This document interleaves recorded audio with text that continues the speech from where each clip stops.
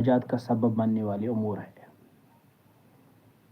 नबी अकरम सल्लल्लाहु अलैहि वसल्लम निजात का सबब बनने वाले 3 उमूर ज़िक्र फरमाते हुए फरमा रहे हैं।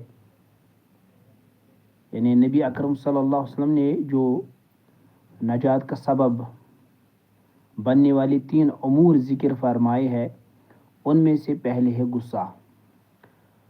गुस्सा और रजामंदी, यानी दोनों हालतों में अदल व इंसाफ का दामन थामे रखना। और दूसरा सबब है गुर्बत और मालदारी, यानी दोनों सूरतों में मयाना रवि इख्तियार करना।